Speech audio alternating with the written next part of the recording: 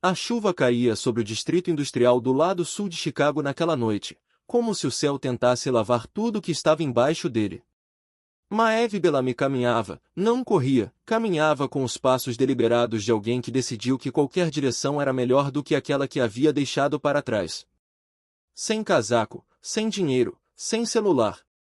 Apenas a noite de outubro, o cheiro metálico e úmido dos armazéns abandonados, e a liberdade afiada como uma faca de quem escolheu se mover em vez de aguentar mais um dia. Ela tinha saído do lugar onde morava 47 minutos antes, e não ia voltar. A chuva começou devagar, depois se tornou resoluta, o tipo de chuva de outubro em Chicago que já decidiu que não vai parar. Maeve olhou para a velha estrada industrial. Nenhuma alma à vista, nenhum poste de luz funcionando. Ela viu o armazém na esquina, sua porta de aço levemente entreaberta, a escuridão lá dentro, o cheiro de óleo de máquina velho escapando pela abertura. Ela se colocou para dentro, encostou as costas na parede fria de concreto e respirou. Ela contou as próprias respirações. Ela sempre contava. Quando chegou à 34ª respiração, ouviu vozes. Não as vozes de pessoas passando na rua. Eram vozes baixas, calmas, controladas, o tipo de vozes que pertence a quem está encerrando uma conversa que já havia sido planejada com antecedência. Maeve prendeu a respiração. Ela espionou pelo vão da porta de aço para o estacionamento atrás do armazém. 4 homens. Os faróis de 3 SUVs pretos projetavam suas sombras longas sobre o concreto molhado. 3 estavam de pé. Um estava ajoelhado. O homem de joelhos dizia alguma coisa, com calma, com controle, com a voz de quem está negociando com algo que não pode ser negociado. Um dos 3 homens que estavam de pé deu um passo à frente. Sem pressa. Sem hesitação. E atirou. Um tiro no estômago. Lento. Intencional. O homem ajoelhado tombou de lado sobre o concreto molhado. Ele não gritou. Seu corpo se curvou em volta do ferimento, como se tentasse impedir que algo dentro dele se derramasse para fora. Os outros 3 homens entraram nos veículos. Os faróis se apagaram. Os 3 SUVs saíram para a estrada, um atrás do outro, em espaçamento uniforme, e desapareceram na chuva. 4 minutos, do começo ao fim. Maeve ficou parada dentro do armazém escuro, as costas contra a parede, as 2 mãos espalmadas no concreto frio. Ela contou. 1, 2, 3, até 120. Silêncio completo. Então veio um gemido, muito fraco, quase engolido pela chuva. Mas Maeve ouviu. Porque ela havia passado 11 anos escutando os sons pequenos que as pessoas comuns nunca percebem. O homem ainda estava vivo. Maeve ficou parada no armazém. Ela podia ficar onde estava. Podia se esconder no escuro, se encostar na parede e esperar o amanhecer. Ninguém sabia que ela estava ali. Ninguém jamais saberia. Ela podia fazer a coisa segura. Ela tinha feito a coisa segura por 11 anos. O gemido veio de novo. Menor. Mais fraco. Como se quem o emitia estivesse perdendo o motivo de continuar fazendo qualquer som. Ela olhou pelo vão da porta de aço. O homem ainda estava lá, deitado. A chuva caía sobre ele. O sangue se espalhava pelo concreto, diluído pela água em uma poça rosada que continuava crescendo ao redor dele. Ela contou até 3. Então empurrou a porta de aço e saiu para a escuridão. Maeve não sabia quem era aquele homem caído no estacionamento. Ela não sabia que ele controlava toda a rede subterrânea do sul de Chicago. Ela não sabia que aquela noite, a noite em que saiu sem nada nas mãos, seria a noite que mudaria tudo. Ela só sabia que alguém estava sangrando no escuro, e ela sabia como estancar um sangramento. Para Maeve Bellamy, isso era suficiente. Mas para entender por que ela deu aquele passo, porque ela, uma mulher sem nada, foi a única que agiu, precisamos voltar ao começo. Voltar 11 anos atrás, quando tudo começou. Voltar à casa, e a mulher que entrou nela 2 anos depois, e lentamente, metodicamente, dia após dia, ao longo de mais de uma década, desmontou a vida de Maeve pedaço por pedaço. voltar a tudo isso e contar a história completa. Se essa história te tocou, pressiona o like agora para que ela alcance mais pessoas. Compartilhe esse vídeo com alguém que você acha que precisa ouvi-la. E se é a sua primeira vez aqui, se inscreve no canal, porque histórias como essa chegam toda semana. 11 anos antes daquela noite, Maeve Bellamy tinha 16 anos e sua mãe estava morrendo. Lorraine Bellamy estava numa cama de hospital montada na sala de estar da casa na rua Bellamy, porque Lorraine havia dito que, se tivesse que partir, partiria em casa, olhando para o jardim que ela mesma havia plantado, e não para o teto branco do hospital do condado de Cook. Câncer cervical. 3 meses do diagnóstico até o fim. 3 meses que Lorraine usou para colocar em ordem tudo que ainda podia colocar em ordem, e para aceitar que havia coisas que não podiam ser. Maeve ficou ao lado da cama da mãe durante toda a semana final. Não foi à escola. Não comeu, a não ser quando Lorraine mandou. Ficou ali segurando a mão da mãe, observando-a diminuir, ficar mais leve, como se o corpo de Lorraine estivesse se apagando da sala aos poucos. Na última noite, Lorraine acordou às 2 da manhã. Seus olhos se abriram, claros, firmes, completamente presentes de um modo que não haviam sido nos dias anteriores. Ela olhou para Maeve. Apertou a mão da filha com mais força do que em qualquer momento da semana anterior. Então disse, a voz muito suave, mas clara até a última sílaba, conta, minha filha. Conta para mim. Maeve não entendeu. Mas contou. 1, 2, 3. Contou devagar, com ritmo, olhando para a mãe. E Lorraine olhava de volta. Cada número era mais um segundo que as duas ainda tinham juntas. Maeve contou pelos dezenas, pelas centenas. Ela não lembra em que número parou. Só lembra que, em algum momento, a mão da mãe ficou fria. Não de repente, apenas que o calor foi se retirando, como se Lorraine estivesse soltando aos poucos, em vez de ser arrancada. Maeve ficou sentada por mais 20 minutos depois que a mão da mãe esfriou de vez. Ela não chorou. Não porque não doesse, mas porque a mãe havia dito, você chora depois. Agora, fica aqui comigo. Ela ficou. E desde aquela noite, Maeve contou tudo. Franklin Bellamy desmoronou do jeito que os homens desmoronam quando perdem a única pessoa que os mantinha de pé. Não de forma barulhenta, não de forma dramática. Ele simplesmente parou de funcionar. Por 2 anos, Franklin ficou sentado na cadeira perto da janela da sala, olhando para o jardim que Lorraine havia deixado para trás, sem enxergar nada. Ele bebia. Não para esquecer, mas porque não havia motivo forte o suficiente para não beber. Maeve cozinhava para ele, recolhia as garrafas, lavava suas camisas, ia à escola, voltava para casa, cozinhava de novo. Ela tinha 16, depois 17 anos, e tocava a casa sozinha, por hábito, precisão, e algo que ela só entenderia mais tarde, era a única forma que ela conhecia de não se despedaçar. Conte faz. Conte faz. Nunca para. Judith Price apareceu quando Maeve tinha 18 anos, numa arrecadação de fundos para a Biblioteca do Condado, realizada no salão da Igreja Metodista na rua Ashland. Franklin foi porque o Dr. Vance disse que ele precisava sair de casa. Ele ficou num canto com um copo de suco de laranja e a cara de quem está presente mas não está de verdade. Judith o viu do outro lado da sala. Ela reconheceu a solidão dele imediatamente, com o instinto de alguém que já olhou para muitas salas e sempre soube exatamente o que podia ser tirado de cada uma delas. Ela caminhou em direção a Franklin. Não depressa. Com naturalidade. Perguntou sobre o quadro na parede, depois sobre a biblioteca, depois sobre o jardim que alguém havia mencionado, depois sobre Lorraine. E quando perguntou sobre Lorraine, sua voz suavizou exatamente no ponto certo, no momento exato, no grau exato.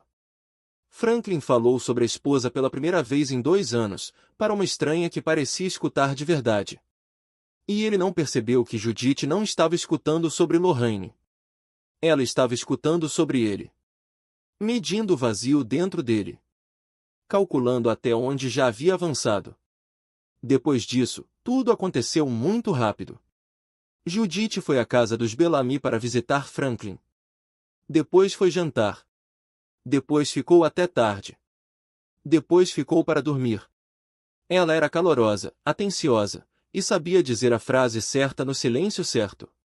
Trouxe a filha junto, Brinley, 19 anos, loira, com um sorriso ensaiado. O tipo de beleza que as pessoas chamam de marcante porque era construída para impactar. 8 meses da arrecadação ao casamento. Franklin usou um terno e sorriu pela primeira vez em 2 anos. Maeve ficou na primeira fila assistindo o pai casar com uma mulher que ela nunca havia visto chorar ao falar sobre qualquer coisa. Maeve tinha 18 anos. Brinley tinha 19. 2 garotas, uma casa. E desde a primeira semana em que Judith se mudou, tudo começou a mudar. Não de repente.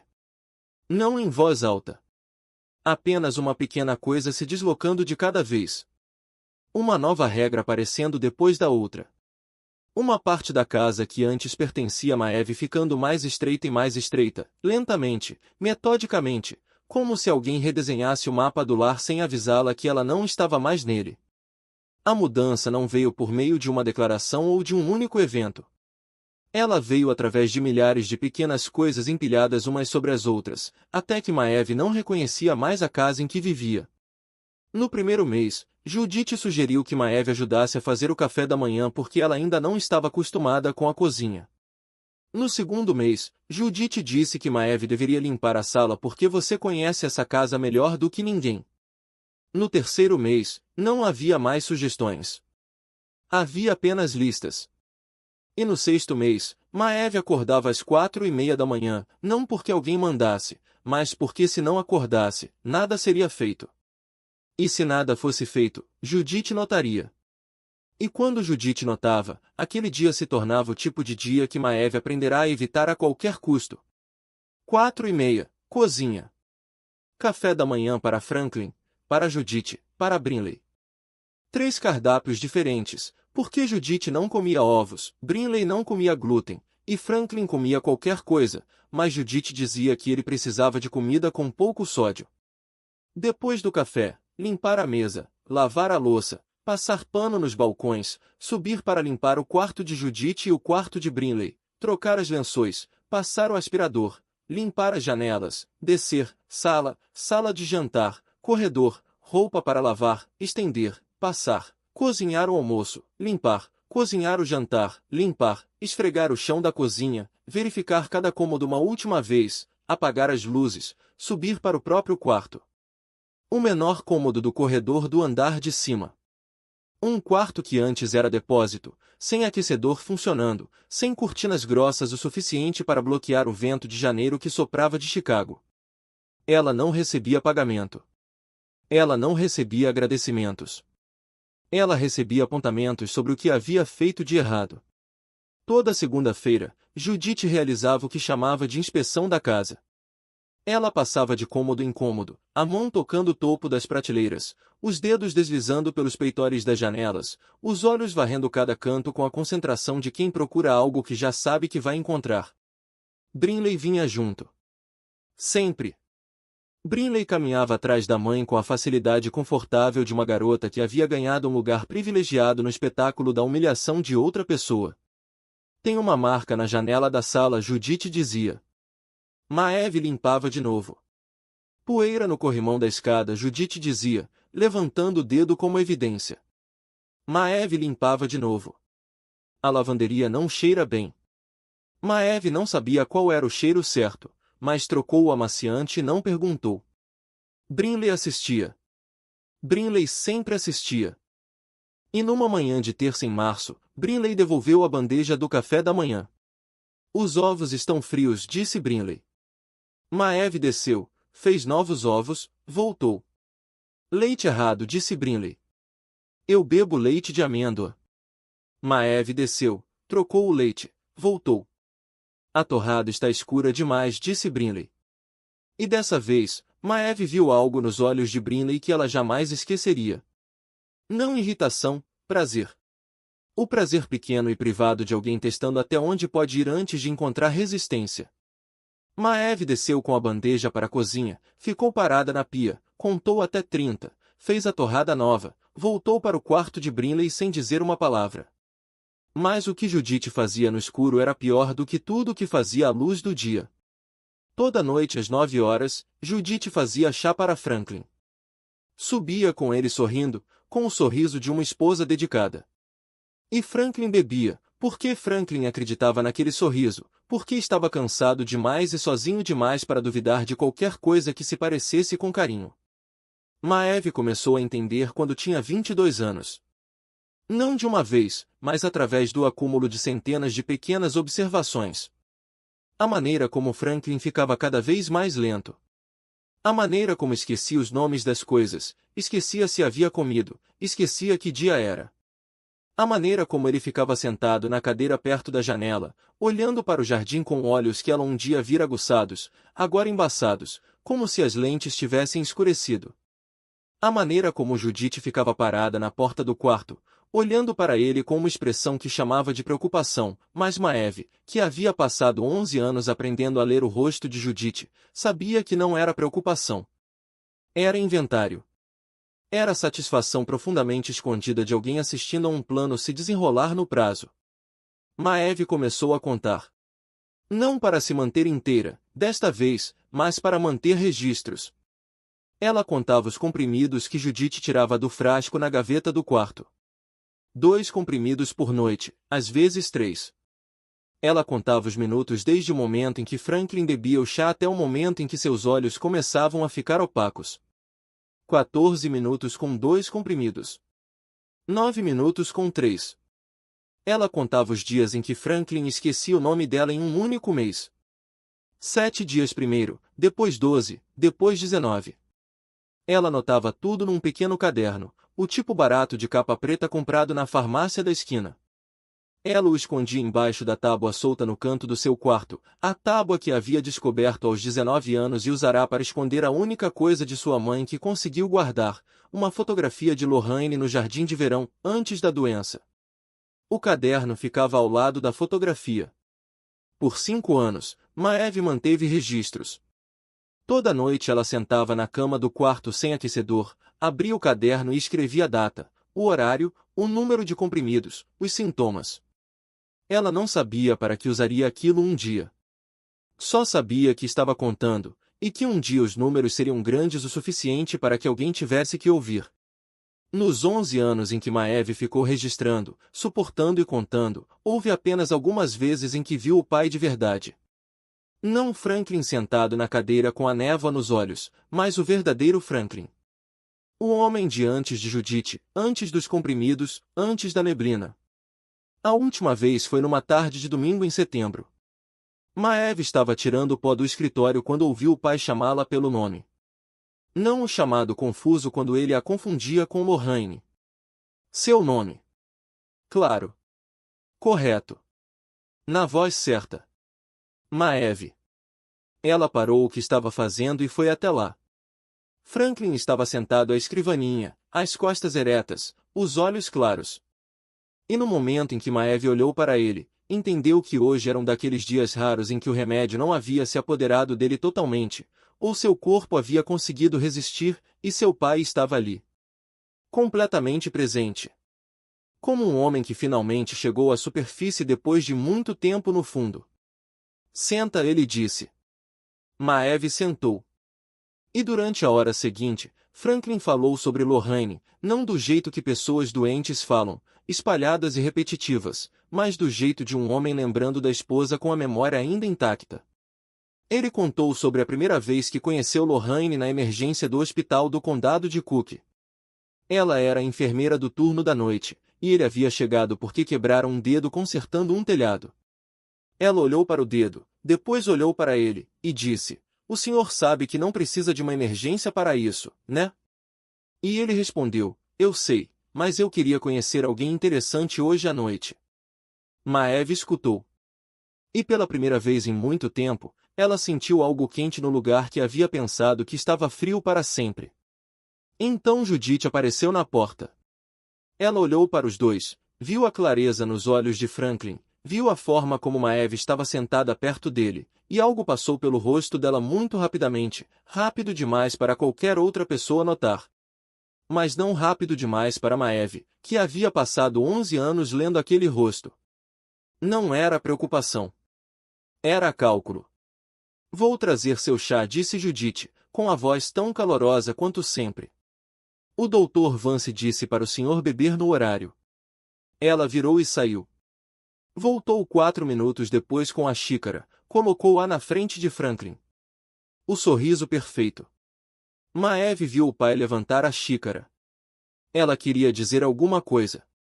Queria bater na xícara e derrubá-la. Mas não falou. Não bateu.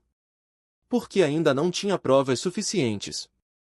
Porque o caderno debaixo da tábua ainda não estava grosso o suficiente. Porque se ela falasse agora, Judith saberia que ela sabia, e tudo mudaria numa direção que Maeve não conseguia controlar. Então ela ficou sentada. E contou. Franklin bebeu. 1 gole, 2, 3. 14 segundos após o último, seus olhos começaram a embaçar.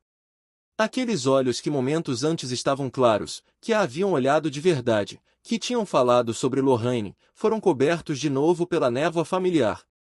A janela se fechou.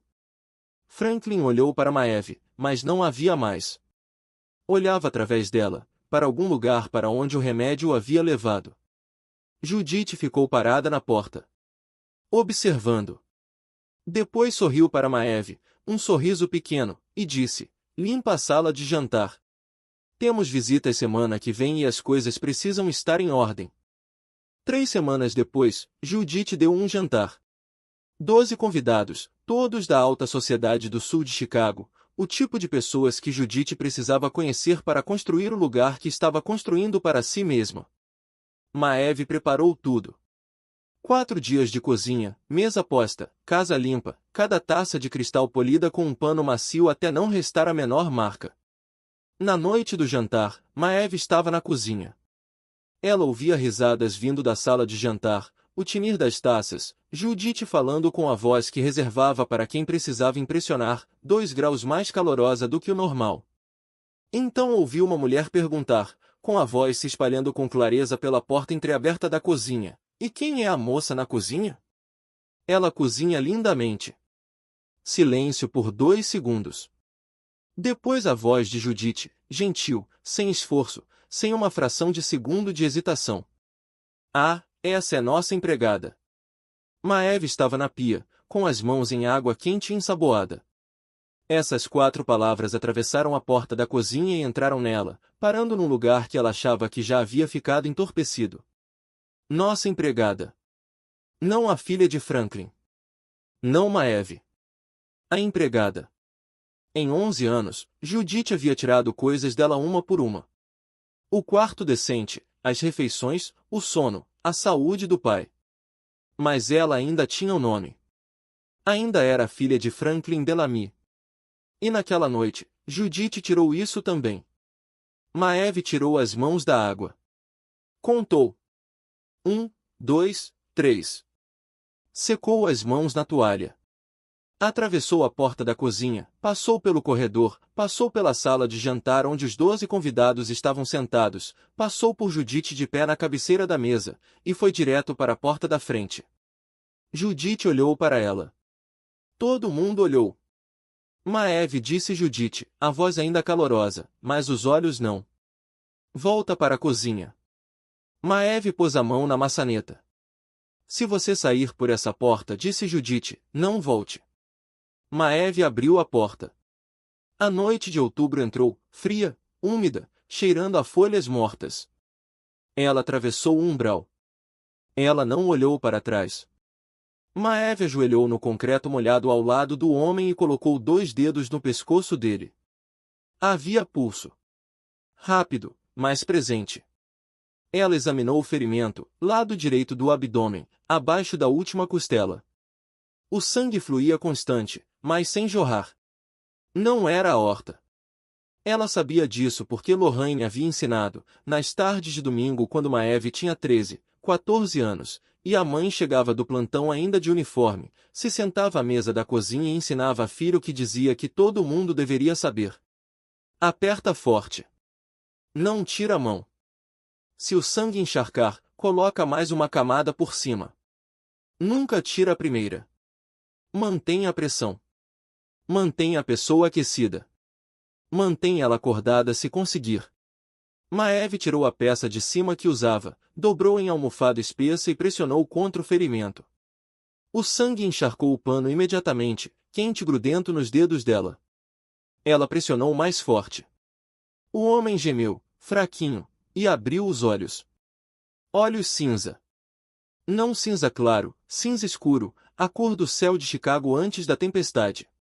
E mesmo sangrando ali no concreto, sob a chuva, aqueles olhos ainda estavam aguçados, ainda lendo ela, ainda avaliando-a no espaço de tempo que a maioria das pessoas usaria apenas para sentir dor. Quem? Ele disse. Uma palavra. A voz baixa, rouca, mais clara. Não importa, Maeve respondeu. Você levou um tiro. Preciso do seu celular para ligar pro 192. Não. Seus olhos se abriram mais. A voz ficou surpreendentemente clara para um homem com uma bala no estômago. Sem hospital. Sem polícia.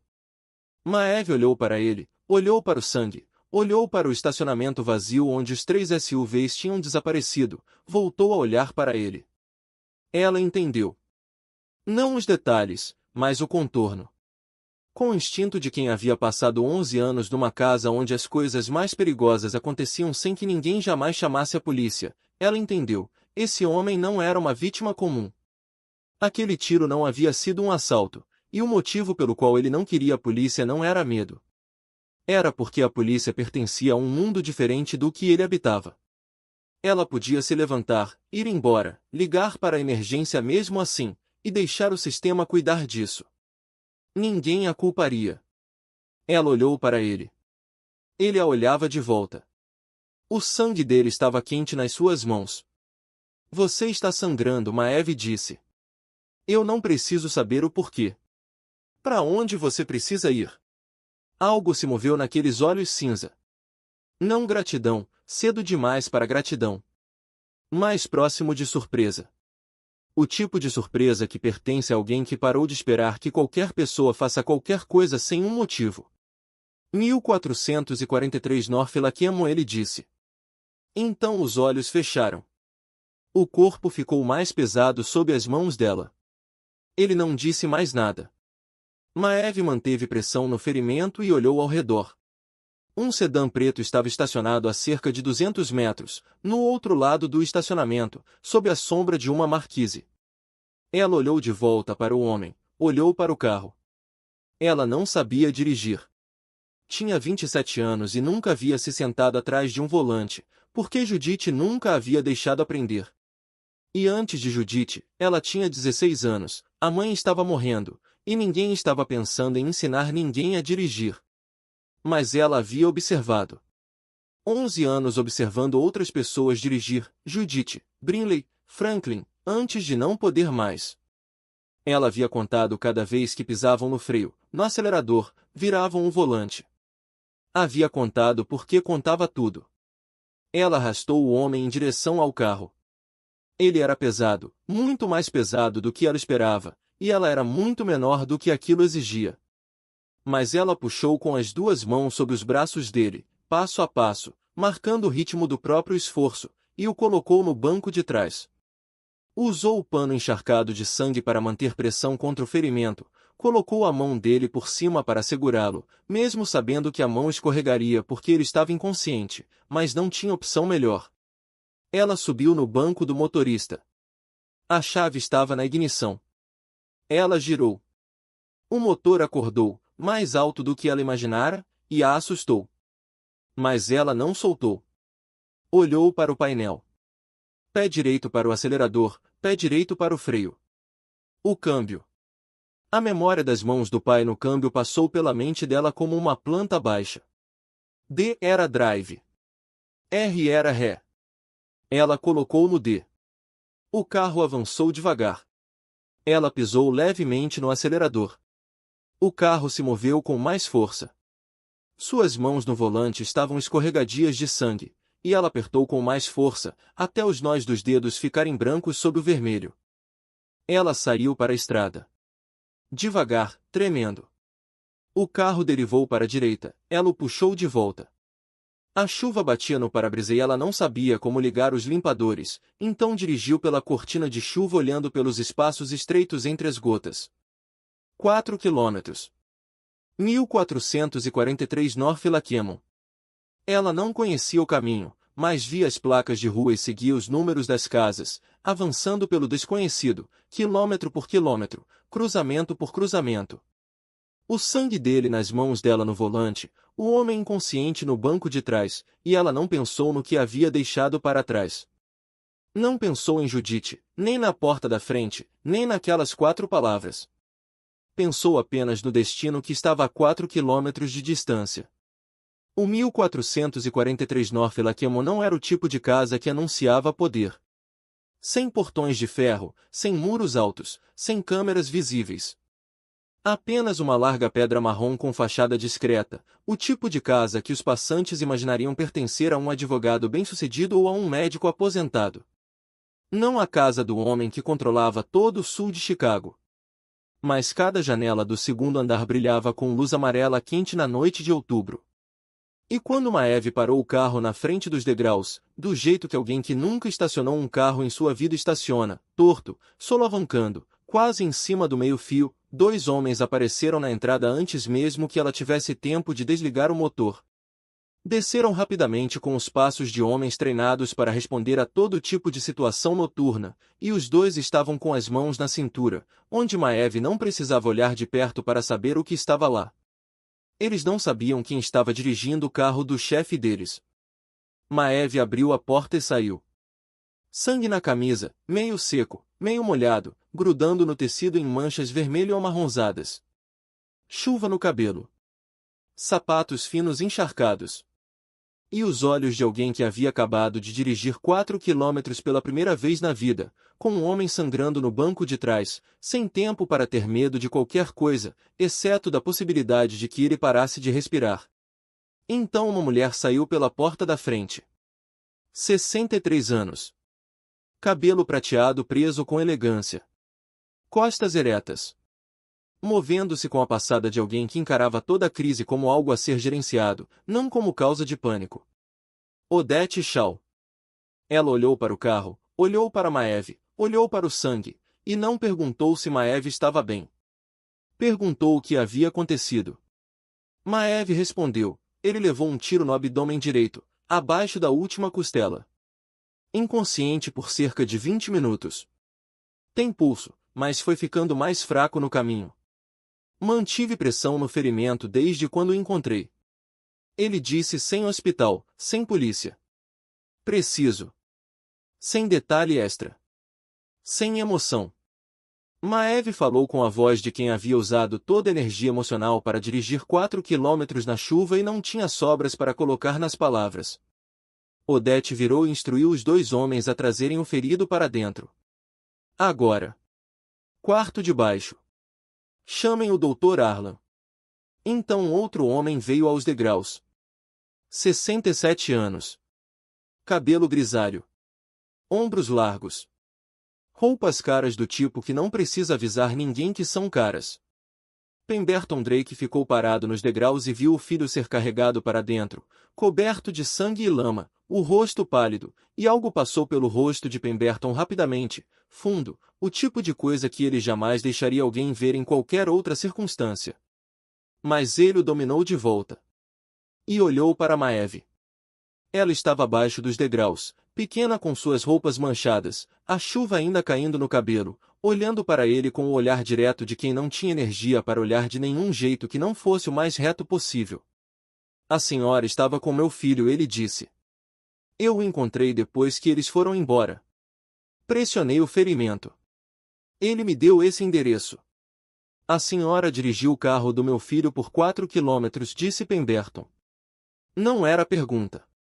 Sim. Sabe dirigir? Não. Pemberton olhou para ela por mais 3 segundos. Entre ele disse. Devo ir. A senhora acabou de dirigir 4 quilômetros com meu filho baleado no carro, sem saber dirigir. A senhora vai entrar. A segunda vez não era pergunta. Maeve entrou. Odete a levou para uma pequena sala nos fundos da casa. Um fogo já queimava na lareira. Roupas secas estavam dobradas sobre uma cadeira, do tamanho certo, mesmo que ninguém tivesse perguntado seu número. Chá quente sobre a mesinha.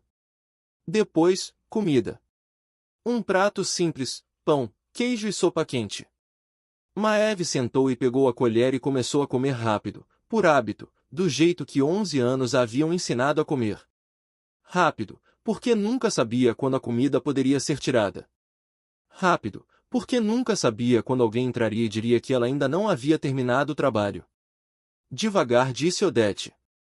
Ela estava sentada na cadeira à frente, as costas eretas, as mãos sobre os joelhos, olhando para Maeve com os olhos calmos de alguém que havia visto muitas pessoas comerem em muitas circunstâncias diferentes, e sabia exatamente que tipo de circunstância criava aquele modo de comer. Devagar. Ninguém vai tirar. Maeve parou, olhou para Odete. Então comeu mais devagar, e contou tudo. O armazém, os 4 homens, o tiro, o gemido, a decisão de sair. A senhora manteve pressão no ferimento por 4 quilômetros, disse Odete quando Maeve terminou. Ele precisava de pressão, disse Maeve. Então ela parou, olhou para as próprias mãos, o sangue seco em marrom escuro nas dobras dos dedos. Contei 247 respirações, ela disse, do armazém até aqui. Odete olhou para ela. 40 anos de julgamento reunidos numa única olhada. Qual é o seu nome? Maeve Bellamy. Odete fez uma pausa. Algo passou pelo rosto dela, mais lento do que Judite, mais verdadeiro do que Judite. Filha de Franklin, disse Odete. Não era pergunta. A senhora conhecia meu pai. Conhecia sua mãe. Lorraine. Ela foi a enfermeira do Sr. Pemberton há 30 anos, antes de você nascer. A pessoa mais gentil que já conheci. Maeve não disse nada. Olhou para o fogo na lareira. O fogo queimando na sala quente de uma casa estranha onde uma estranha acabava de pronunciar o nome da mãe, como se Lorraine ainda pesasse alguma coisa, como se ainda importasse para alguém além de Maeve. Ela contou. 1, 2, 3, 4, 5, 6, 7, 8, 9, 10. Então parou. E pela primeira vez em muito tempo, ela parou, não porque fosse suficiente, mas porque não precisava continuar contando para permanecer onde estava. Corbin Drake acordou à meia-noite. O Dr. Arlan havia removido a bala, suturado o ferimento, enfaixado e ido embora pela porta dos fundos, porque o Dr. Arlan sempre saía pela porta dos fundos e nunca fazia perguntas cujas respostas pudessem lhe causar problemas. Corbin abriu os olhos no quarto do primeiro andar, o quarto reservado para situações que ninguém na casa jamais nomeava, mas todos entendiam. O quarto com a cama baixa, os lençóis escuros, e o armário de remédios mais bem abastecido do que uma pequena clínica. Pemberton estava sentado na cadeira ao lado da cama. Costas eretas, olhos abertos. Ele havia ficado ali desde que o filho foi carregado para dentro, e ficaria até que ele abrisse os olhos, porque era isso que Pemberton Drake fazia. Ele não se afastava quando um dos seus caía. Corbin olhou para o teto, depois para o pai, e disse uma palavra, Velan. Pemberton assentiu. Eu sei. 3 segundos de silêncio. Quem me trouxe de volta? Pemberton contou, brevemente, com precisão, do jeito que 2 homens acostumados a falar um com o outro falavam quando não havia tempo para nada supérfluo. Uma mulher. No velho armazém do distrito industrial. Ela viu tudo. Depois que eles foram embora, ela saiu, pressionou o ferimento. Você disse sem hospital. Ela obedeceu. Você deu o endereço. Você desmaiou. Ela dirigiu seu carro até aqui. Corbin virou a cabeça e olhou para o pai. Ela dirigiu meu carro. Seu carro. 4 quilômetros. Ela sabe dirigir. Não disse Pemberton. A palavra foi dita com frieza, mas havia algo por baixo dela, algo que Corbin reconheceu imediatamente porque havia ouvido a voz do pai por 36 anos e sabia exatamente quando ele estava segurando algo. Não sabe dirigir. Dirigiu assim mesmo. Silêncio. Corbin olhou para o teto. Qual é o nome dela? Maeve Bellamy. Filha de Franklin Bellamy. Algo passou pelo rosto de Pemberton quando pronunciou o nome. Rápido, controlado, mas Corbin viu. Não perguntou. Perguntaria depois. Por agora disse apenas, quero vê-la. Amanhã de manhã, disse Pemberton. Agora. Pemberton olhou para o filho. Você acabou de tirar uma bala do estômago. Agora. A segunda vez não era pedido. Pemberton se levantou e foi buscar Odete. 15 minutos depois, Maeve entrou no quarto. 2 da manhã. Usava um vestido emprestado, simples, um pouco largo nos ombros porque não era dela. O cabelo ainda úmido da chuva, sem tempo para secar de todo. Ela ficou na porta com a calma de alguém que havia decidido que, o que quer que viesse a seguir, ela o enfrentaria com tudo que tinha, porque não tinha mais nada a usar. Corbin a olhou. Estava recostado nas almofadas, ataduras brancas envoltas ao redor do abdômen, manchas roxas começando a aparecer ao longo do lado esquerdo da mandíbula, cabelo preto, e a luz adequada pela primeira vez, Maeve o enxergou com clareza. 36 anos. Olhos cinza exatamente iguais aos do pai.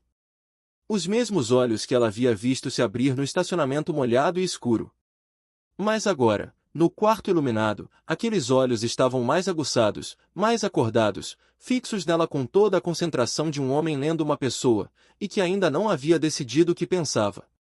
A senhora me encontrou, ele disse. Sim.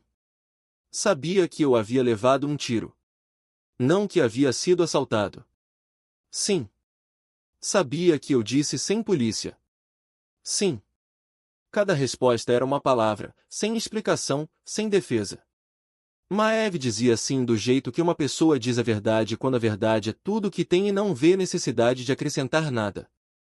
E mesmo assim ajudou, disse Corbin. Não era pergunta, mas havia um espaço no final, o tipo de espaço que ele deixava aberto caso ela quisesse preenchê-lo. Você estava sangrando, disse Maeve. Eu não preciso saber o porquê para saber que sangramento precisa ser estancado. Corbin a olhou por um longo tempo em silêncio. Olhou para ela com o olhar de um homem que havia encontrado muitas pessoas em 36 anos, pessoas com razões, pessoas que precisavam de algo, pessoas que se aproximavam calculando. E apenas raramente, muito raramente, pessoas que se aproximavam por um motivo tão simples que era quase impossível de acreditar. Senta, ele disse. Devo ir. Senhora Bellamy, são 2 da manhã. A senhora não tem para onde ir, senta. Ela sentou na cadeira em frente à cama, a 2 metros de distância. Perto o suficiente para ouvir ele respirar. Longe o suficiente para ainda serem dois estranhos. Uma noite ele disse. Fica esta noite. A gente conversa de manhã. Uma noite ela disse. Ambos entenderam que não era bem isso que nenhum dos dois realmente quis dizer. Corbin fechou os olhos, não dormindo, mas o tipo de fechamento de olhos que um homem faz quando está com dor e escolhe não deixar ninguém ver quanto. Maeve ficou sentada na cadeira à frente dele. Não dormiu. Observou o peito dele subir e descer. A respiração uniforme. E contou. 14 respirações por minuto. Constante, regular. Ela contou e contou e contou, e cada número era uma confirmação de que aquele homem ainda respirava, ainda estava ali, ainda estava vivo. E Maeve percebeu, na sala quieta, às 2 da manhã, com o estranho e o ferimento de bala e a escuridão além da janela, que era a primeira vez em 11 anos que ela contava não para se manter viva, mas para manter outra pessoa. Maeve abriu os olhos às 4h53 da manhã. Ela sabia o horário exato porque havia contado desde o momento em que a luz passou pelas cortinas, e sabia que a luz de outubro em Chicago chegava pelas cortinas voltadas para o leste por volta das 4h50. Ela ficou deitada, imóvel. E nos primeiros 3 segundos, sentiu completa desorientação, porque seu corpo estava esperando pela coisa que havia passado 11 anos aprendendo a esperar. A lista. 4h30. Acorda. Cozinha, café da manhã, limpa, cozinha. O corpo tensionou, pronto para aquela sequência de ações como uma corda puxada sempre para a mesma nota. E quando nada aconteceu, quando não houve passos de Judite no corredor, nenhuma lista sobre a mesa da cozinha, nenhuma Brinley chamando do andar de cima, Maeve ficou deitada e sentiu a ausência de todas essas coisas como um zumbido. A barulheira do silêncio quando o silêncio é algo que ela não sabe como habitar. Ela contou. 1, 2, 3. Contou até 60. Então se sentou, dobrou o cobertor, ajeitou o travesseiro, e foi procurar Odete. Encontrou-a na cozinha, já acordada, fazendo café numa moca sobre o fogão a gás, com os movimentos de alguém que faz café numa moca todos os dias há 40 anos e não precisa olhar para as próprias mãos. O que preciso fazer? Disse Maeve. Não como pergunta. Como declaração. Na voz de quem não sabe existir numa casa sem trabalho. Odete a olhou. Então lhe deu trabalho, trabalho de verdade, trabalho com propósito, trabalho organizado. Organizar a lavanderia, verificar os secos na despensa, tirar o pó das estantes do segundo andar. Maeve fez tudo com a eficiência de 11 anos de prática, rápida, precisa, sem nenhum movimento a mais. Mas quando terminou de tirar o pó das estantes e voltou à cozinha, Odete a olhou e disse: Bom trabalho. 2 palavras. Maeve ficou parada na porta da cozinha, e essas 2 palavras pousaram nela num lugar que ela não havia preparado para receber. Não porque fossem extraordinárias, mas porque em 11 anos, ninguém havia dito essas 2 palavras depois que ela terminava de fazer qualquer coisa. A diferença não estava no trabalho. Trabalho era trabalho. A diferença estava na forma como as pessoas a olhavam quando ela terminava. Às 10 da manhã, Pemberton foi procurá-la. Ela estava na pequena sala dobrando roupa de cama que Odete havia lhe dado, e ele entrou, ficou na porta por um momento como se pesasse algo, então sentou na cadeira em frente a ela. Ficou em silêncio por 15 segundos. Maeve contou. Então ele disse: Quero contar sobre sua mãe. Maeve parou de dobrar. Olhou para ele. O senhor conhecia minha mãe? Não era pergunta, porque Odete já havia dito na noite anterior, mas ouvir isso da boca do homem de 67 anos sentado à sua frente dava um peso diferente. Pemberton assentiu. Há 30 anos, ele disse, Eleanor, minha esposa, estava com uma doença terminal. Câncer de pulmão, estágio 4 quando encontraram. Tarde demais para qualquer coisa que não fosse tempo. O hospital enviou uma enfermeira particular. Lorraine Bellamy. Ele fez uma pausa, olhou pela janela. Lorraine vinha todos os dias durante os 3 meses finais. Ela não apenas fazia o trabalho de enfermeira. Sentava com Eleanor, conversava com Eleanor, lia para Eleanor quando Eleanor não tinha mais forças para falar. E na última noite, quando o médico já havia ido embora, quando os amigos já haviam telefonado com seus pêsames e voltado para dormir, quando eu estava no quarto ao lado porque não tinha forças para sentar naquele quarto e ver minha esposa partir. Lorraine ficou. Pemberton olhou para Maeve. Seus olhos, o mesmo cinza que ela havia visto em Corbin, mas mais suaves. Suavizados do jeito que o tempo pode polir a dor sem nunca apagá-la. Ela ficou ao lado da cama de Eleanor a noite toda. Segurou a mão da minha esposa até o amanhecer, até Eleanor partir. Então veio até a sala e me disse, ela foi. Não estava com dor. Não estava sozinha. Ele parou. Maeve não disse nada. Não conseguia dizer nada, porque sua garganta estava se fechando em torno de algo que ela não tinha nome para nomear. Sua mãe ficou pela minha esposa, disse Pemberton. A senhora ficou pelo meu filho. Ele olhou para ela com 67 anos nos olhos. Não acredito em coincidência, mas acredito no tipo de pessoa que sua mãe era. E a senhora é esse tipo de pessoa. Maeve sentou na pequena sala da casa de um estranho e ouviu sobre a mãe pela boca de um estranho. Ouviu sobre Lorraine 20 anos antes. Jovem, forte, sentada ao lado da cama de uma mulher doente durante a noite inteira, não porque alguém pagasse a mais, ou porque alguém mandasse ficar, mas porque era a coisa certa a fazer. E Lorraine era o tipo de pessoa que fazia a coisa certa mesmo quando ninguém estava vendo. Exatamente o que Maeve havia feito no armazém na noite anterior. Entrar na escuridão não porque alguém mandou, não porque sabia quem era aquele homem, mas porque ele estava sangrando e ela sabia como estancar o sangramento, e isso era suficiente. Ela era a filha da mãe. Sempre havia sido filha da mãe. Judith havia passado 11 anos tentando apagar isso. E por 11 anos, ainda estava lá. Nas mãos de Maeve. Na forma como ela pressionou um ferimento. Na forma como contou as respirações de um estranho às 2 da manhã. Maeve não contou. Pela primeira vez em muito tempo, ela não contou. Ela apenas respirou. No primeiro dia, Maeve não viu Corbin. Ele estava se recuperando no quarto do primeiro andar, e o Dr. Arlan havia instruído que não se movesse por 48 horas. Corbin seguiu as ordens, não porque tivesse medo da dor, mas porque entendia que uma bala no abdômen exigia um tipo de paciência que ele não apreciava, mas não era tolo o suficiente para ignorar. No segundo dia, Maeve começou a senti-lo. Não vê-lo. Senti-lo. Ela estava tirando o pó das estantes do segundo andar, de costas para o corredor, e sabia que alguém a observava. Não virou. Continuou tirando o pó. Mas sabia. Com o instinto que 11 anos morando com Judith havia afiado de forma quase infalível. 11 anos na casa na rua Bellamy haviam ensinado Maeve a perceber quando estava sendo observada. Judith observava com passos leves no final do corredor, com reflexos no vidro de um armário, ficando na porta tempo suficiente para Maeve saber que ela estava lá, mas não tempo suficiente para que Maeve pudesse dizer que estava olhando. Judith observava para encontrar falhas.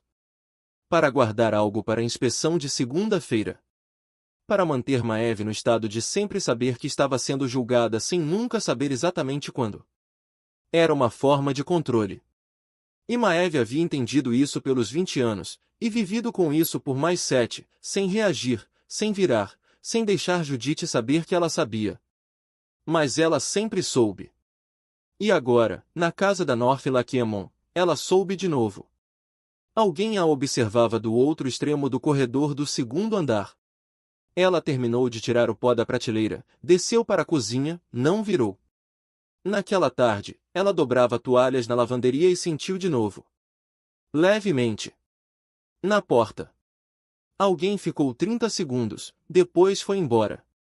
Ela contou os passos se afastando. Mais pesados do que os de Judith. Mais lentos do que os de Judith.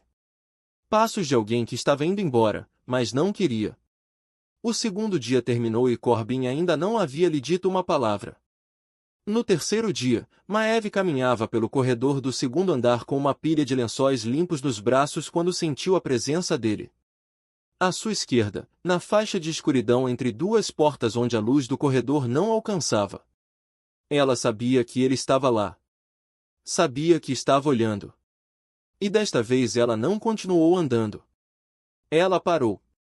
Colocou a pilha de lençóis sobre a mesinha do corredor, virou, olhou direto para a escuridão.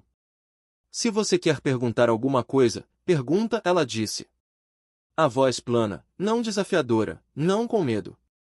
Apenas a verdade falada por quem estava cansada de ser observada sem ser abordada. Ficar parado no escuro me olhando não vai te dar respostas. 2 segundos de silêncio. Então Corbin saiu da escuridão. Ficou na beira da luz, uma mão pousada levemente sobre o abdômen onde a atadura estava por baixo da camisa. E Maeve viu o rosto pela primeira vez à luz do dia desde aquela noite no quarto do primeiro andar. O hematoma ao longo da mandíbula havia passado de roxo para verde amarelado. Os olhos cinza ainda estavam aguçados.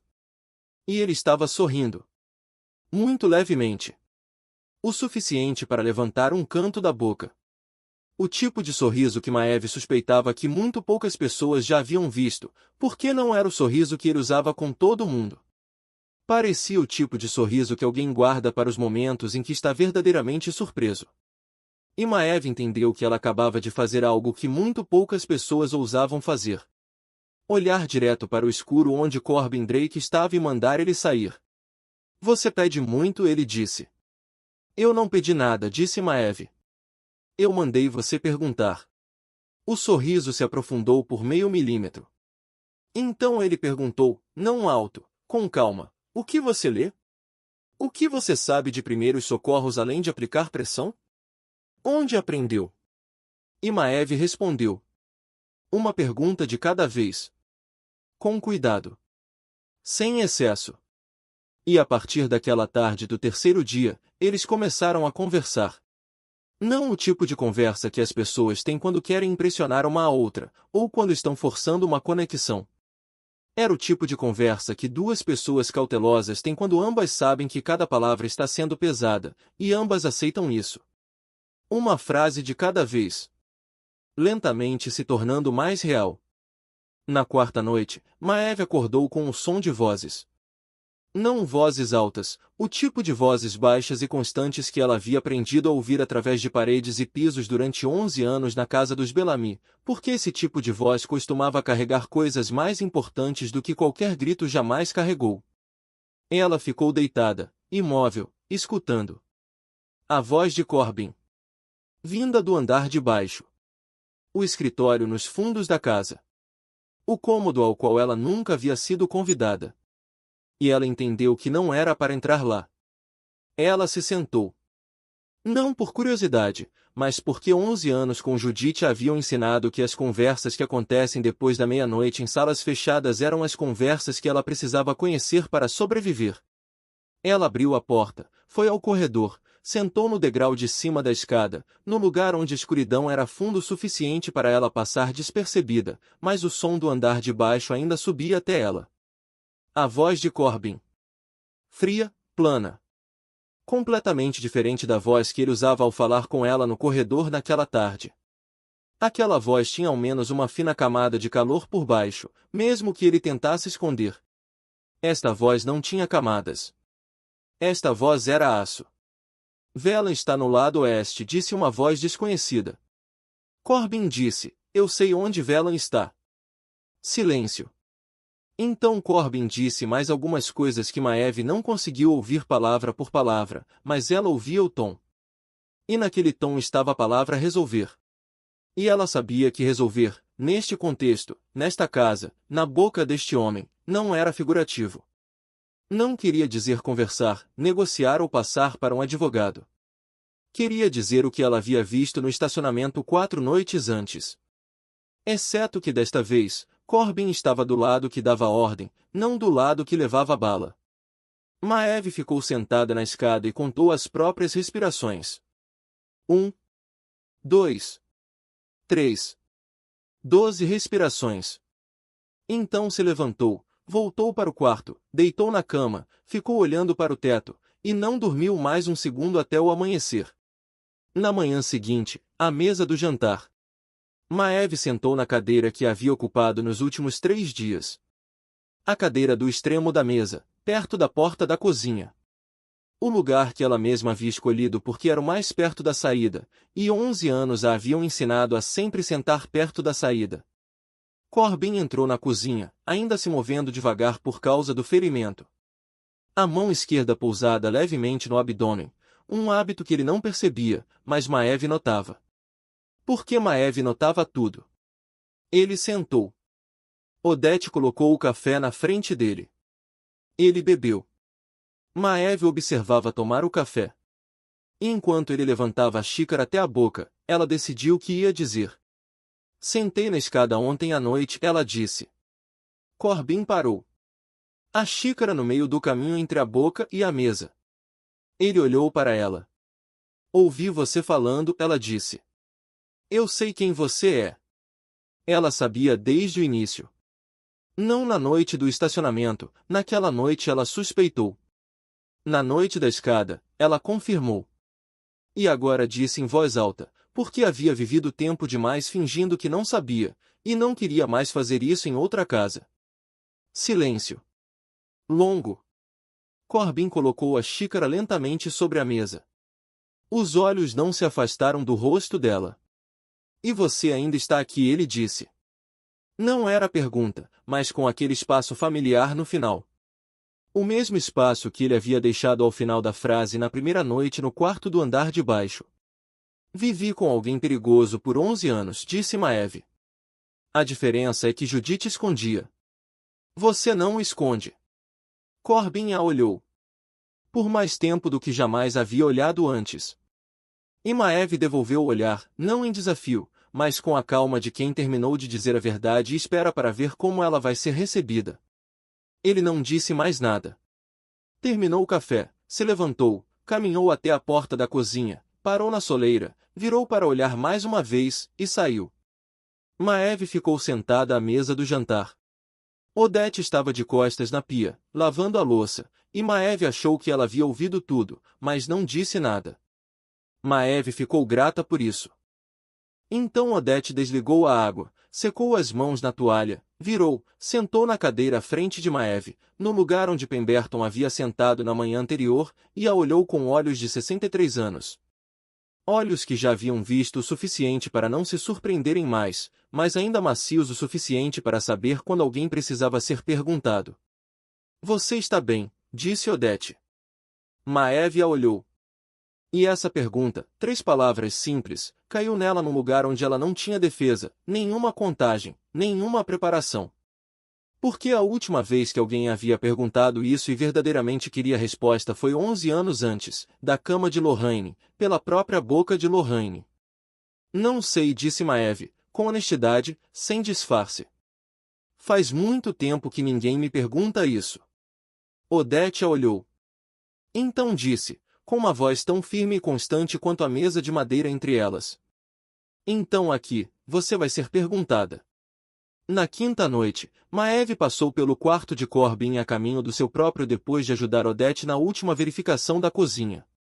A porta estava levemente entreaberta, não aberta de um jeito que convidasse alguém a entrar, mas do jeito de quem não pensou em fechá-la porque não esperava que ninguém passasse por ali naquela hora. Maeve não parou por curiosidade. Parou porque a luz do abajur da escrivaninha se espalhava pela fresta da porta sobre o chão do corredor em uma faixa dourada fina. E nessa faixa de luz ela viu a sombra dele sentado perfeitamente imóvel, e o silêncio dentro daquele quarto era diferente do silêncio ao qual ela havia se acostumado nessa casa, mais pesado, mais privado. O tipo de silêncio que as pessoas têm apenas quando estão sozinhas com aquilo que não deixam mais ninguém ver. Ela olhou pela abertura estreita. Corbin estava sentado à escrivaninha, as costas levemente curvadas, e na frente dele havia uma fotografia pequena. Maeve não conseguia ver a imagem com clareza de onde estava, mas podia ver o suficiente. Uma mulher. Cabelo escuro.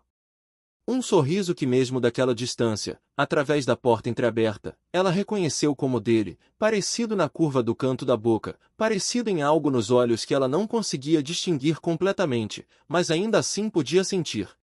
A mãe dele. A mão de Corbin repousava sobre a fotografia. Não apertando, apenas pousada ali, de leve, como um homem tocando algo que sabe que não pode guardar, mas ainda assim não consegue largar. E Maeve olhou para o homem que 2 dias antes ela ouvirá usar a palavra resolver com voz de aço, o homem que o sul de Chicago todo temia, o homem para quem ela havia dito na cara que sabia exatamente quem ele era. E naquele momento, ela não viu nenhuma dessas pessoas.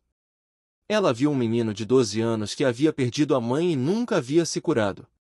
Maeve foi embora. Não falou. Não bateu. Não o deixou saber que havia visto. Voltou para o quarto, deitou na cama, ficou olhando para o teto. E o jeito como ela enxergava Corbin Drake mudou naquela noite, não de forma grande ou óbvia, apenas uma nova camada se assentando na imagem que ela guardava dele na mente. Uma camada que ela ainda não tinha nome para nomear, mas estava lá. O 6º dia passou normalmente. O 7º dia não. Maeve foi para o quarto às 4 da tarde depois de ajudar Odete a organizar a lavanderia. Abriu a porta, entrou, e parou. Sobre o travesseiro, colocada com precisão no centro, havia uma fotografia. Preto e branco, impressa em papel comum, tirada de uma câmera de segurança. Granulada, borrada, mas claro o suficiente.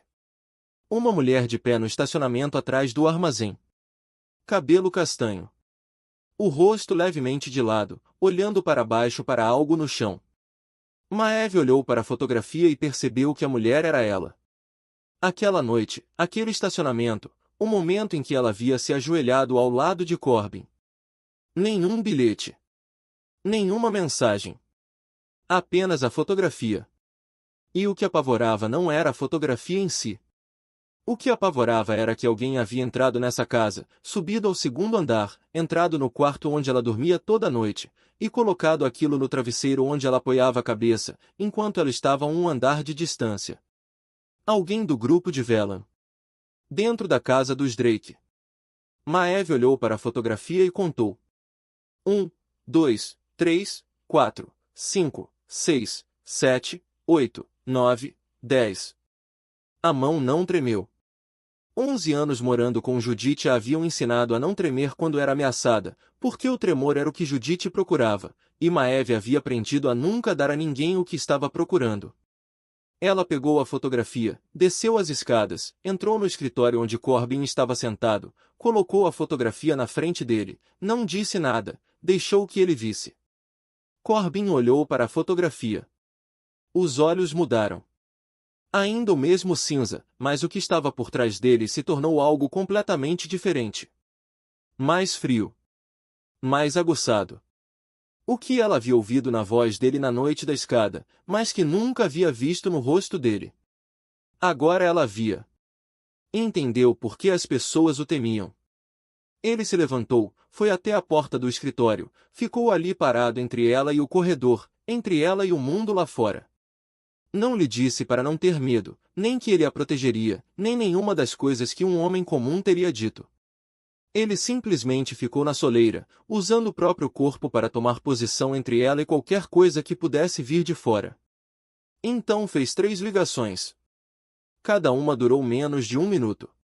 A voz plana, fria, cada palavra carregando o peso de consequências específicas. Ela não ouvia o conteúdo exato, mas ouvia a voz. E a voz era suficiente. Ele encerrou a 3ª ligação, virou para olhá-la. Está resolvido, ele disse. O que significa resolvido? Significa que ninguém entra no seu quarto de novo. Maeve olhou para a porta do escritório onde ele havia ficado parado, olhou para o celular na mão dele, voltou a olhar nos olhos cinza que haviam passado do frio para outra coisa, algo que ela não tinha certeza de que ele queria que ela visse. Não tenho medo de você, ela disse. Mas nunca vou fingir que gosto dessa parte de você. Corbin a olhou por um longo tempo em silêncio. Ninguém nunca me disse isso assim, de frente ele disse. Agora alguém disse Maeve. Naquela noite, Maeve ficou deitada olhando para o teto do quarto na casa dos Drake e não dormiu. Pensou na fotografia sobre o travesseiro, no estacionamento borrado no papel barato.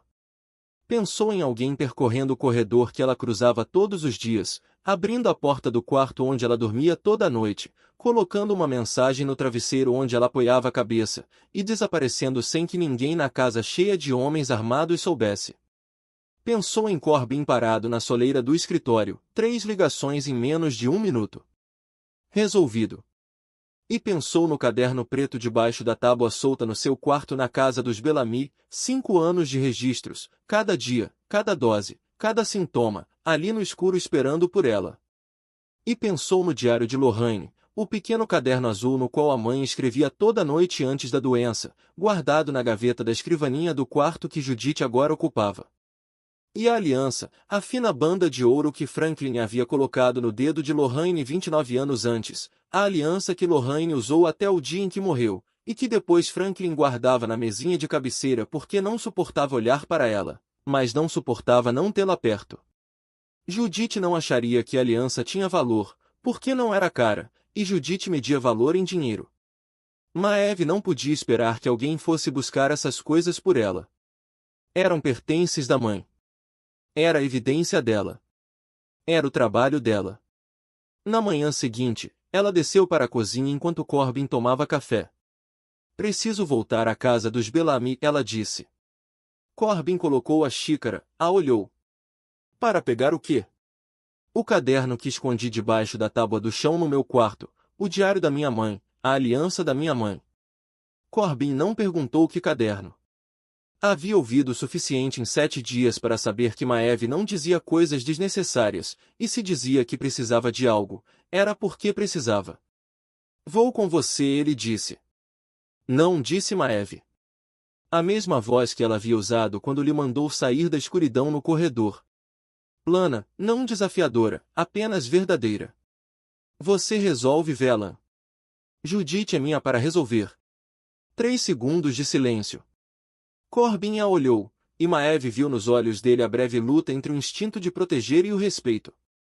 E o respeito venceu, não com facilidade, mas venceu, porque ele entendia que proteger alguém não significava trancá-la, e se a trancasse, não seria diferente de Judite. Ele assentiu. 2 dos meus homens vão te levar. Esperam lá fora. Você entra sozinha. 40 minutos depois, Maeve estava num carro preto com 2 homens silenciosos no banco da frente, e o carro parou na frente da casa dos Bellamy na rua que ela havia deixado para trás 7 noites antes, sob a chuva de outubro, sem casaco, sem dinheiro, sem celular. Ela saiu, olhou para a casa. A mesma porta da frente. Mas ela não era a mesma pessoa. Ela subiu os degraus, colocou a mão na maçaneta da porta, a porta que havia cruzado apenas uma vez em 11 anos, na noite em que saiu. Ela abriu e entrou. Pela primeira vez em 9 anos, Maeve Bellamy entrou na casa do pai pela porta da frente. Judite estava na sala, sentada numa poltrona, xícara de chá sobre a mesinha, Brinley na escada acima.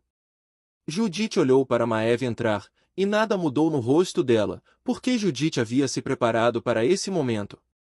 Ela sempre se preparava para todos os momentos.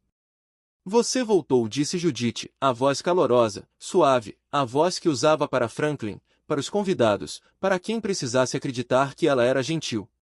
Estou aqui para pegar os pertences da minha mãe, disse Maeve. O diário dela, a aliança dela. Maeve, senta. Vamos conversar primeiro. O diário, a aliança, e depois vou embora. Judite mudou. A voz esfriou rapidamente, na mesma velocidade que Maeve havia visto 1000 vezes quando a estratégia calorosa falhava. Quem você pensa que é? Chegando aqui fazendo exigências. Maeve não respondeu. Atravessou a sala direto, passou por Judite, subiu a escada. Brinley ficou no corrimão observando Maeve passar. E Maeve foi até o seu quarto, o pequeno quarto no final do corredor. O quarto sem aquecedor.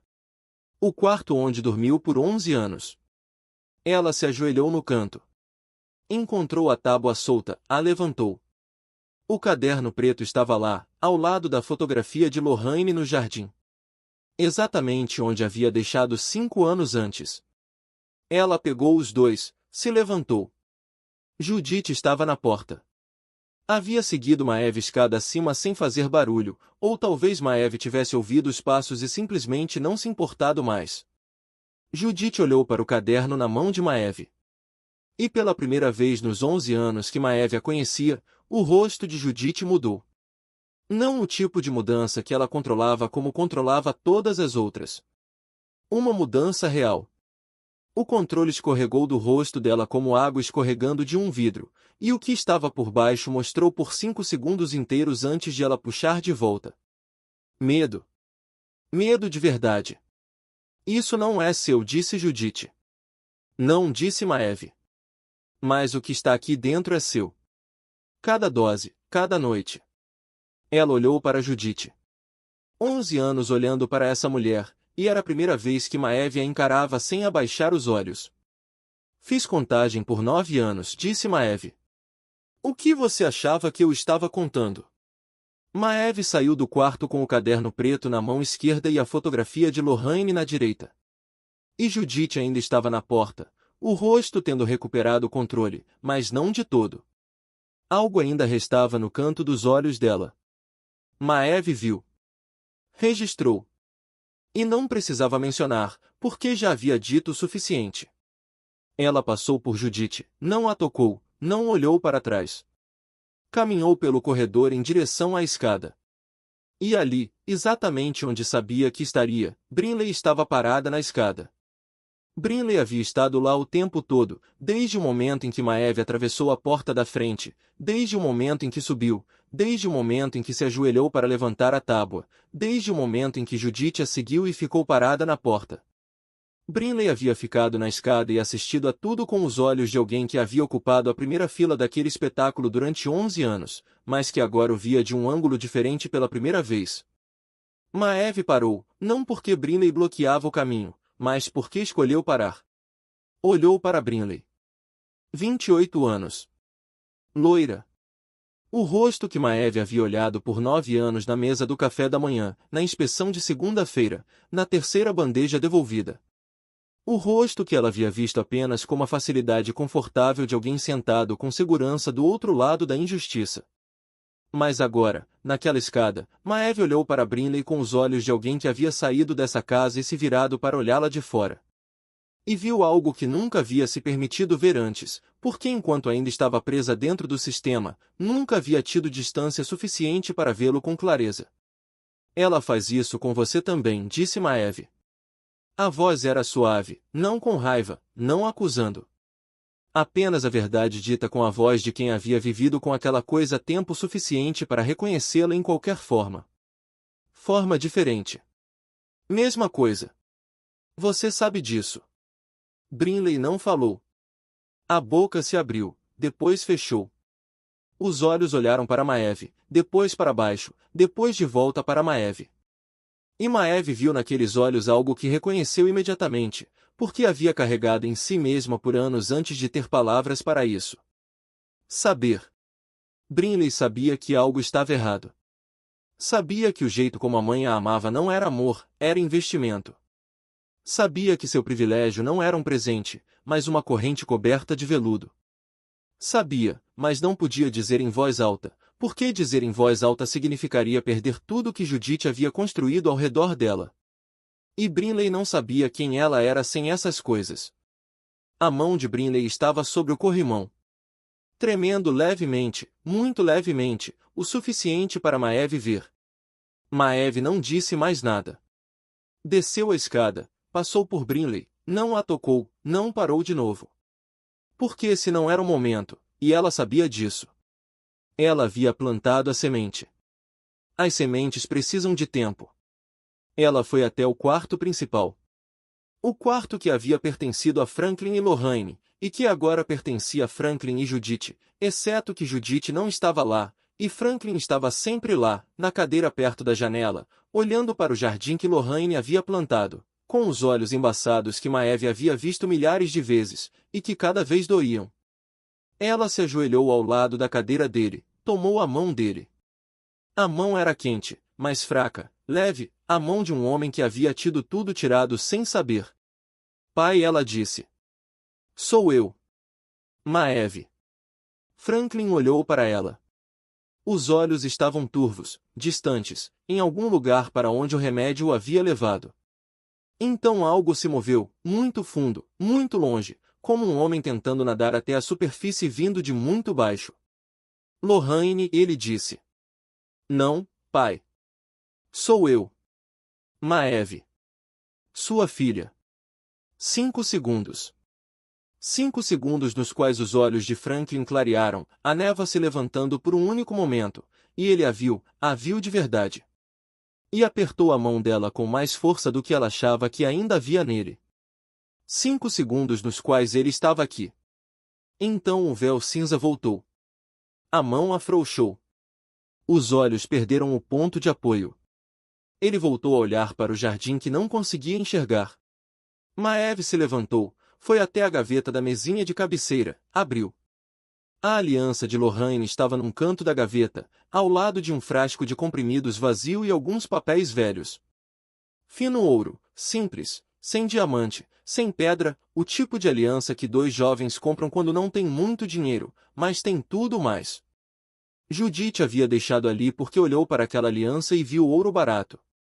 Maeve olhou para aquela aliança e viu a mãe. Ela a colocou no dedo mínimo. Serviu. Maeve saiu pela porta da frente, o caderno no bolso do casaco, a fotografia de Lorraine pressionada contra o peito, a aliança da mãe na mão. Desceu os degraus em direção ao carro preto que esperava lá fora. E não olhou para trás. Pemberton colocou a maquinaria em movimento dentro de 24 horas após Maeve trazer o caderno de volta à casa dos Drake.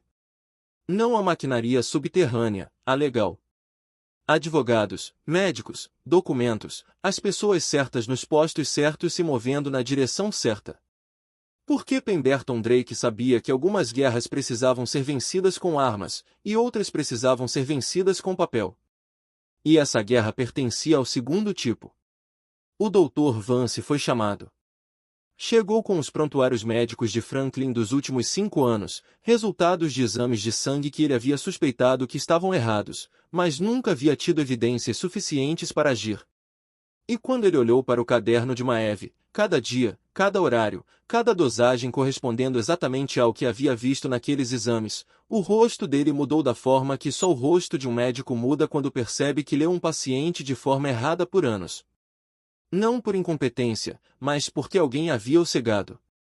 Edith Crane, a cozinheira da família Bellamy, 64 anos, a mulher que havia trabalhado naquela cozinha por 30 anos e era a única pessoa que havia tratado Maeve como ser humano, foi contatada pelo advogado de Pemberton.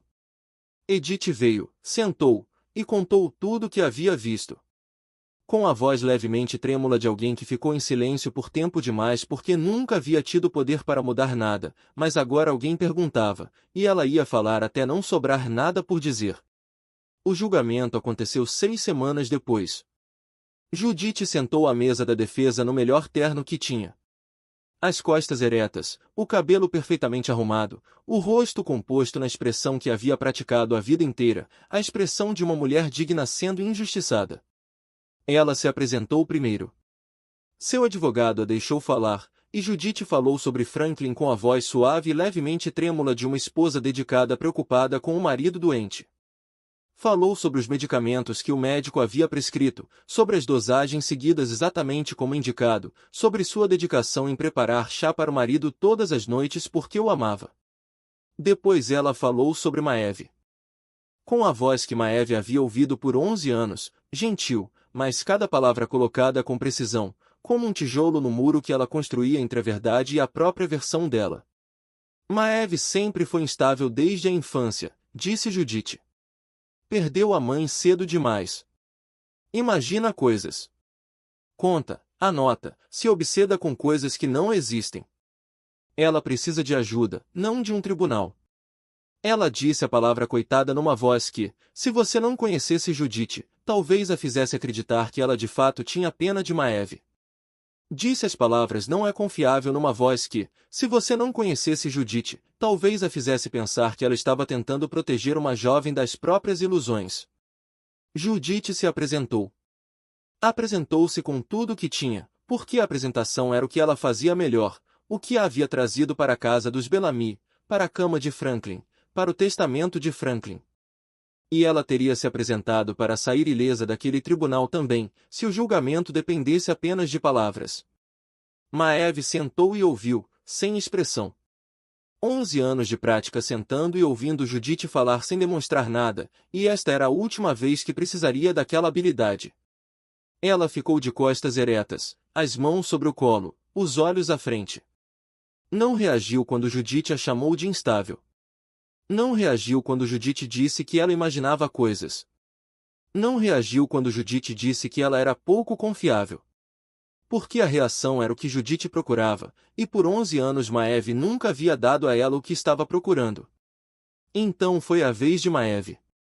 Maeve se levantou, caminhou até a frente, segurou o caderno preto, abriu na primeira página, e começou a ler. 14 de março, 21h07. 2 comprimidos. Franklin desorientado por 40 minutos. Não reconheceu a filha. A voz era uniforme. Sem emoção, sem tremor, sem raiva. Exata até o último número, porque era isso que ela havia feito por 5 anos. Conta e escreve. Conta e escreve. E cada número naquele caderno era uma noite em que ela havia sentado no quarto sem aquecedor e registrado o que aquela mulher estava fazendo ao pai. 22 de março, 21h15. 3 comprimidos. Franklin caiu na escada. Judite disse que ele perdeu o equilíbrio. Judite tentou interromper. Seu advogado se levantou e objetou. Indeferido. Maeve continuou lendo. 4 de abril, 21h02. 2 comprimidos. Franklin chamou Maeve de Lorraine a tarde toda. Não se lembrou se havia comido. Página após página. Mês após mês. 5 anos. Maeve lia com a voz constante de quem recita uma tabuada. E essa constância era a coisa mais assustadora do tribunal. Não raiva, mas a ausência completa de raiva. A precisão fria de alguém que havia transformado a dor em dados, e os dados em evidência. Judite sentou à mesa da defesa e ouviu. E a cada página que Maeve virava, a cada data, horário, dosagem e sintoma pronunciados em voz alta naquela voz sem emoção, Judite foi entendendo. A garota que ela havia chamado de empregada, de instável, de pouco confiável, aquela garota havia sentado no canto gelado da casa todas as noites durante 9 anos e registrado cada movimento de Judite. Cada comprimido, cada xícara de chá, cada vez que Franklin esquecia, cada vez que os olhos dele ficavam opacos, aquela garota havia contado. E Judite nunca soube. O rosto de Judite mudou. Não um colapso dramático dos filmes, mas um colapso do jeito que sistemas colapsam, de dentro para fora, uma camada de controle se soltando depois da outra. A expressão digna escorregando para revelar a calculista. A calculista escorregando para revelar a assustada. E a assustada escorregando para revelar a última coisa debaixo de tudo, o vazio de uma mulher percebendo que o jogo que havia jogado por 11 anos acabará de terminar. Não com uma explosão, mas com o som das páginas virando. O tribunal anunciou o veredicto. Judite Price foi considerada culpada. Ela foi retirada da casa dos Bellamy. Maeve ficou sentada na cadeira do tribunal depois que todos haviam ido embora. Ela olhou para o caderno preto sobre a mesa à frente. 5 anos. Cada página. Cada noite. Ela colocou a mão sobre o caderno. Não apertou. Apenas pousou ali. E respirou. Franklin Bellamy não se recuperou em linha reta. A névoa recuou em camadas, devagar, de forma irregular, como a maré que vai se retirando e deixa coisas na areia que a água levou para sempre. O Dr. Vance disse a Maeve claramente, na segunda consulta depois que Judite foi embora, que anos de sedativos contínuos em doses altas haviam causado danos à memória de curto prazo que nunca sanariam completamente. Franklin teria dias bons e dias ruins. Os dias ruins não significavam que estava piorando, apenas que o cérebro precisava de tempo. E tempo era algo que ninguém controlava. Maeve ouviu, assentiu, não chorou. Havia passado 11 anos vendo o pai desaparecer atrás daquela camada de névoa, e aprendeu que chorar não ajudava. Só contar ajudava. Só registrar ajudava. Só a ação ajudava. Então ela agiu. Limpou a casa dos Bellamy, jogou fora os frascos de comprimidos, trocou os lençóis, abriu as janelas, deixou o vento de novembro entrar e varrer o cheiro do perfume de Judite que ainda se agarrava às cortinas. Contratou uma enfermeira particular, porque Pemberton insistiu em pagar, e Maeve havia aprendido que há momentos em que aceitar ajuda não é fraqueza, é inteligência. O inverno foi difícil. Franklin esquecia mais do que lembrava. Havia dias em que chamava Maeve de Lorraine da manhã à noite. Havia dias em que não reconhecia a própria casa. Havia dias em que sentava na cadeira de frente para a janela e chorava sem saber pelo quê. Maeve sentava ao lado dele nesses dias. Não o corrigia. Não explicava. Só ficava. Ela havia aprendido na casa dos Drake que às vezes estar ao lado de alguém não significa consertá-lo. Significa suportar junto. E ela sabia como suportar. Era melhor nisso do que em qualquer outra coisa. Na primavera, Franklin sentou à mesa do jantar pela primeira vez sem que ninguém o guiasse. Puxou a cadeira ele mesmo, sentou ele mesmo, pegou a colher ele mesmo. Não lembrava que dia era, mas lembrava que aquela era a mesa de jantar, e Maeve estava sentada à sua frente, e isso era suficiente. No verão, ele fazia caminhadas matinais, devagar, com Maeve ao lado, saindo para o jardim que Lorraine havia plantado. O jardim que Judith nunca havia tocado em 9 anos, porque ela não se importava com flores.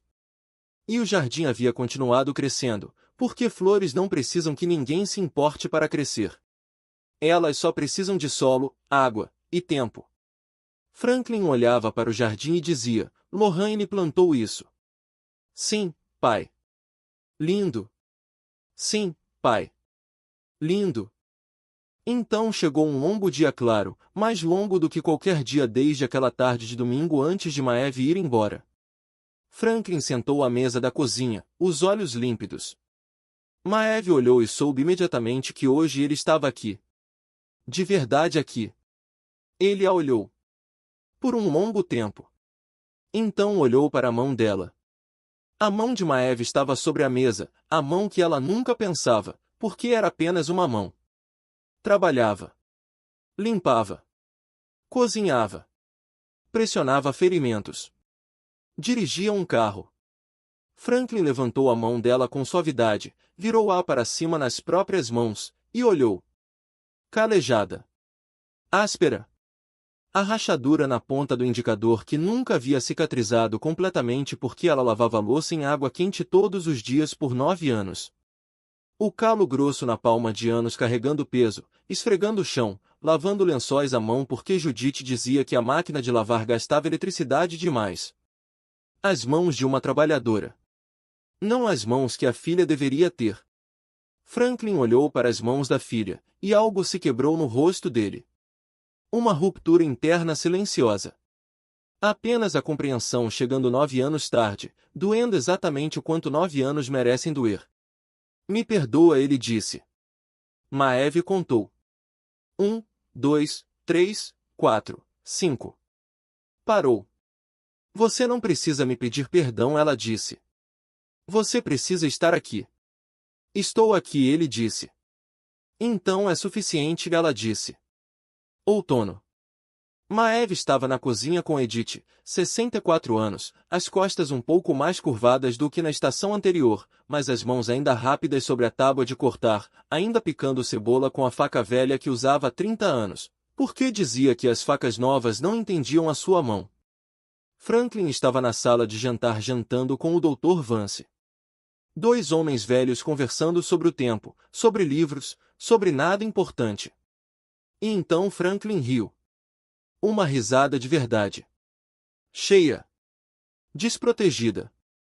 O som veio da sala de jantar para a cozinha, e Maeve parou. Pousou o que estava segurando, colocou as 2 mãos no balcão, respirou. Não contou. Não precisou contar. Apenas respirou. Edith veio se colocar ao lado dela, pôs uma mão nas costas de Maeve, não disse nada. Por que não dizer nada era o que era necessário. 3 semanas depois, Brinley encontrou Maeve. Não na casa dos Bellamy, numa pequena cafeteria na rua Alsted. Terreno neutro, um lugar que não pertencia a ninguém. Brinley sentou de frente para Maeve, o café intocado, as mãos em volta da xícara do jeito que as pessoas seguram algo quando precisam que as mãos estejam ocupadas para não tremer. Por que você disse isso para mim? Disse Brinley. Na escada naquele dia. Por quê? Porque eu sei o que é isso, disse Maeve. Saber que algo está errado e não poder dizer. Um silêncio longo. Brinley olhou para o café.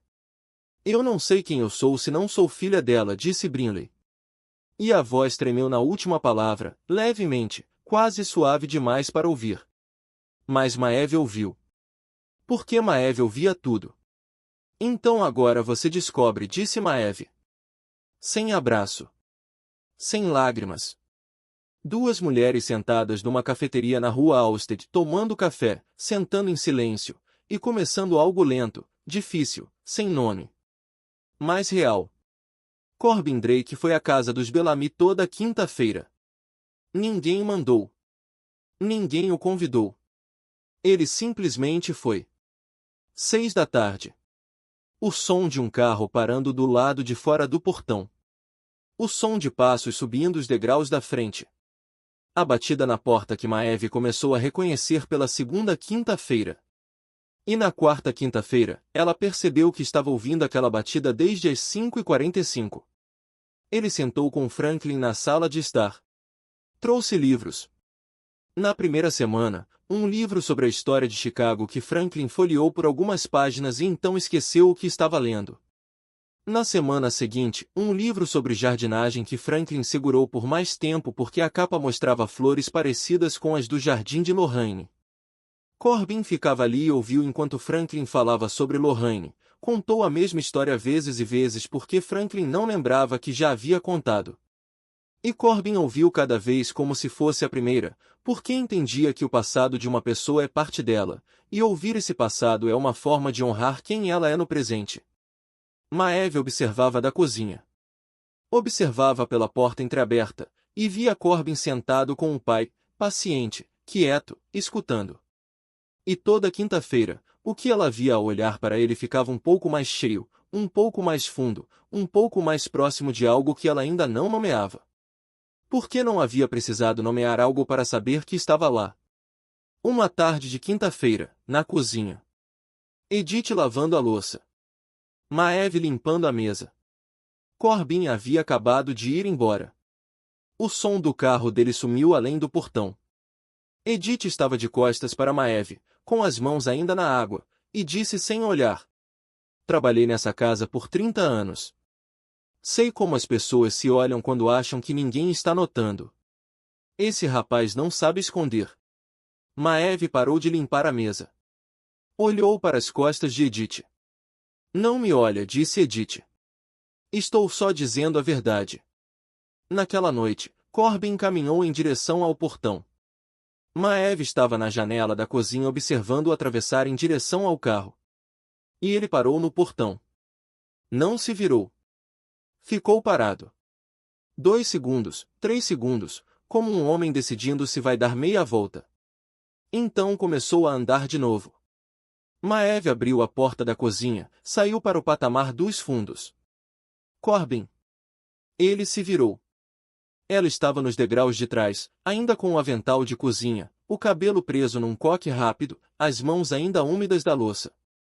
Ela não pensou em nenhum disso.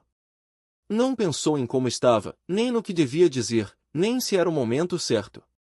Ela só sabia que Edith tinha razão, e que havia contado coisas suficientes na vida, e não queria contar mais um dia em que sabia de algo e não dizia.